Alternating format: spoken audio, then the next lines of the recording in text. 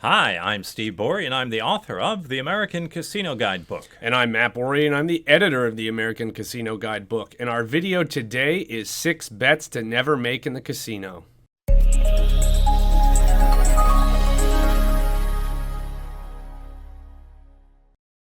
All right, this is our list of 6 bets you should never make in a casino. We're going to do a countdown from number 6 down to number 1, and these are all bets that either have a very high casino advantage or there's another way you could make the same bet by offering the casino less of an advantage. Number 6 on our list is live Keno. This is a very bad game. It has over a 27% house edge. And this is, when we say live Keno, we mean actually played in a Keno lounge. It used to be much more popular back in the 80s and 90s than it is now, but you can still find it at a few casinos. And this is where they've got chairs where people sit down, you make your bets, what numbers are going to come up, and somebody sits there and manually draws the balls with the numbers on them. And a game of Keno can take around 15 minutes. That's the only plus side, is that it's a very slow game. But because it's a very slow game, the casino likes to make their money, so they have a very high house edge. Now, this is not to be confused with electronic Keno. Like if you go up to one of those Game King machines, they have the normal Keno, the multi-card, the Cleopatra, the Caveman Keno. That's all not as bad as live Keno. It only has about a 10 to 12% house edge, which is still pretty bad, but not as bad as live Keno. Unfortunately, on that 10 to 12% house edge, you can play a lot faster, and the game goes much faster. So it's really, that's still just as bad of a bet, because you can crank through a game of Keno if you keep tapping the button to speed it up in 10 seconds compared to the 10 to 15 minutes that it would take in a live Keno game. Yeah, now there is one trick that I learned on a casino forum board years ago, and it always struck me as being funny, but it's something that I guess would actually work. And this guy was writing about how he wanted to get free drinks, and his trick was to go into the Keno lounge, and when people lose, they throw their tickets on the floor, or they lay them on their chairs or on the tables. And what he would do is he'd go around and he'd collect about 5 or 6 tickets, and he'd sit in a chair, and he'd have his tickets there, and he'd wave at the cocktail waitress whenever she came by and say, I'd like a drink. And then she didn't know any better. She was playing Keno, so she gave him his free drinks, and that's how he drank for free. But even all those free drinks, I don't think make up for the 27% house edge. So our advice is never play live Keno. Next, at number 5 on our list, is making the insurance bet in Blackjack. And if you're not familiar with Blackjack, the insurance bet is sort of a side bet where if you have your initial wager out and you're playing your hand, if the dealer deals the cards and then they show that their one up card is an ace, they'll ask the table if they want insurance. And the way the insurance bet works is you have your initial bet. Say you were betting $10 on the initial hand. The dealer has their ace up. They ask the table if anybody wants insurance. If you want to take insurance, which you shouldn't do, you'll have to put out half of your initial bet. So if your initial bet is $10, the dealer will say, do you want insurance? If you say yes, you'll put out an additional $5 wager. Then the dealer checks their cards to see if they have a blackjack. If they don't have a blackjack, you lose your $5 bet, and then you continue playing. If the dealer does have a blackjack, however, if they look and they have a 10 in the hole and they flip it over, you will lose your initial $10 bet. However, your $5 bet will pay 2 to 1, so that cancels out your loss. So it ends up being a push instead of a loss. Now, the reason insurance is a bad bet is because the only way your insurance bet is going to win is if the dealer has a 10 in the hole. And a 10s only make up about a third of a deck of cards. So the chances of you winning that bet are less than the chances of you losing that bet. As an example, if you're playing a 6-deck game, which is what most blackjack games are, 6 decks of cards have 312 cards in them. Dealer has an ace up. That leaves 311 cards because the ace is missing. Of those 311 cards, 96 of them are going to be a win for you, are 10s. That'll make your insurance bet win. 215 of those cards are not a 10 that will make your bet lose. That means that you have a 61.7% chance of winning and a 69% chance of losing, which means that bet on a 6-deck game has a house edge of over 7%. So our advice is to never make that bet.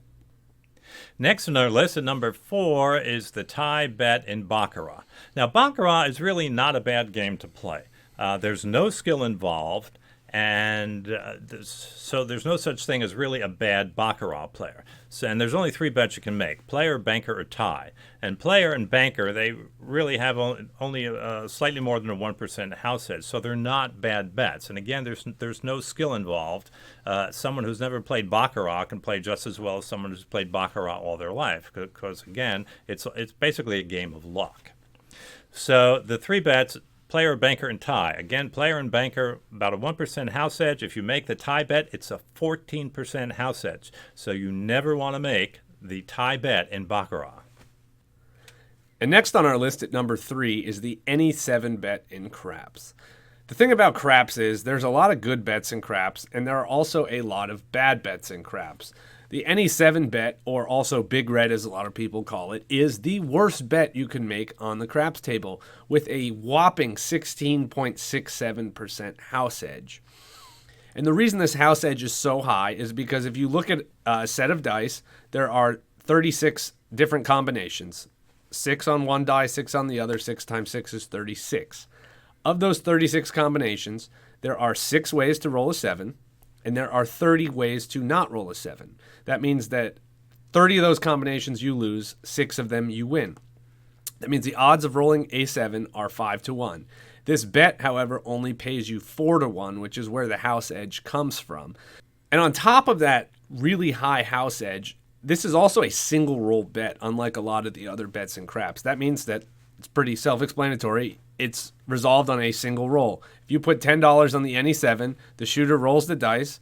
If it's not a 7, you lose on that one shot. That's it. Your money's gone. So instead of a lot of the other better bets on craps that have much lower house edges, and it takes several rolls generally for them to resolve themselves, this bet has a huge house edge and it's resolved in only one roll. So on top of the huge house edge, you have a very fast amount of times that you can make this bet in an hour and generally lose this bet. So for those 2 reasons, that's why you should never make the NE7 bet in craps. Number 2 on our list is also in the game of craps, and that's the Big 6 and Big 8 bet. Now, the house edge on this bet isn't really that high compared to some of the other ones we were talking about. But the problem is the Big 6 and Big 8 bet is basically a sucker bet. The reason the Big 6 and Big 8 is the definition of a sucker bet is because you can make the exact bet somewhere else on the layout and it pays more. So, for instance, if you were to take your bet, you put it on the Big 6 or the Big 8, it's a multi-roll bet, unlike the NE7 bet we were just talking about. So the shooter is going to have the dice, and if you make your bet, they're going to keep shooting.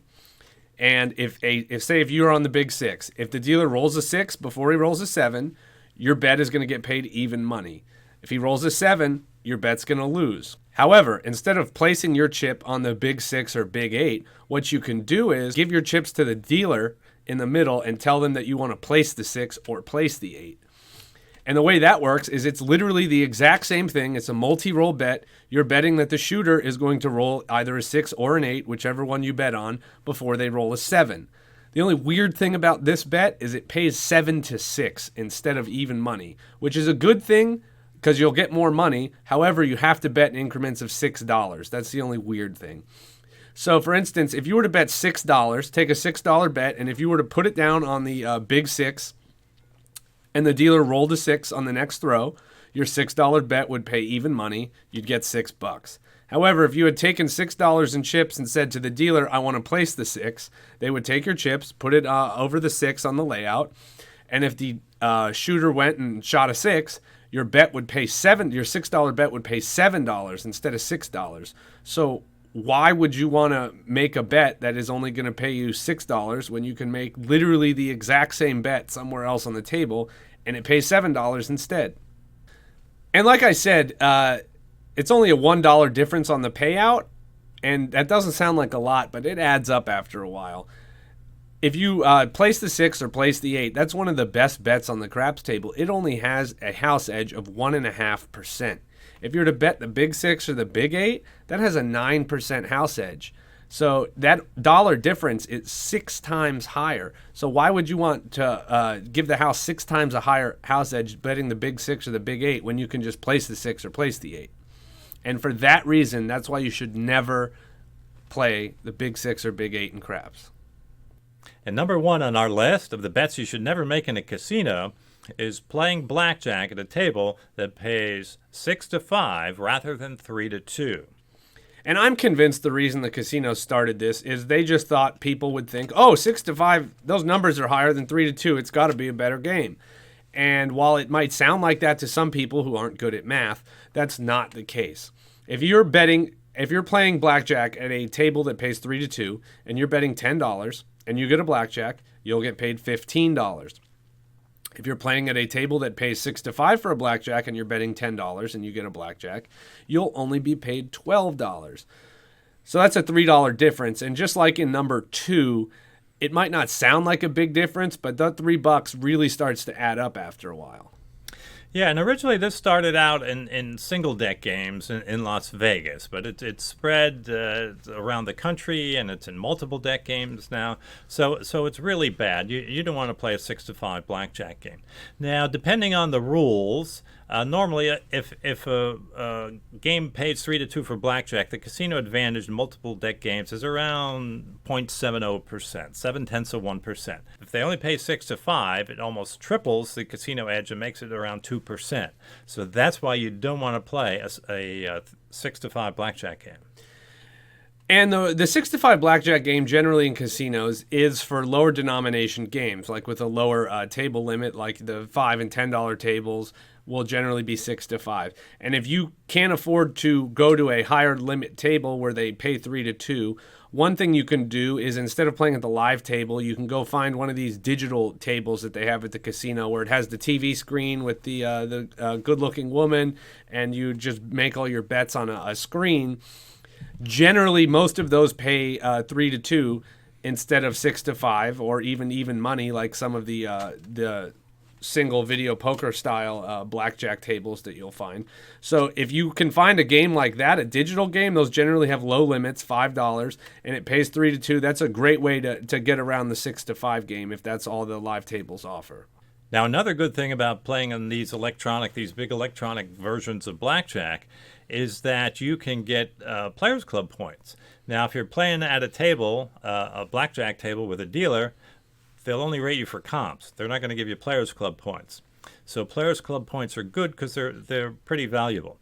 So that is an extra added benefit of playing on these electronic machines. And some people are scared to play on the electronic machines. They say, oh, they're not going to give me good cards. That's not true. It's always a random game. Gaming regulations require that the dealers deal those cards randomly. So it's just as if you were playing at a regular blackjack table with a dealer shuffling the cards. It's the same thing. Yeah, and for those reasons, that's why you should never bet at a blackjack table that pays 6 to 5 for a blackjack. All right, so that does it for our video on the top 6 bets to never make in a casino. If you like the video, please give us a thumbs up. Leave us a comment down below. Tell us what you think. And if you like the video, make sure you subscribe so you never miss any other ones. Yes, thanks very much for watching, and best wishes for good luck in the casinos. Don't forget that you can see more of our educational gambling videos on our YouTube channel. Just go to youtube.com/American Casino Guide.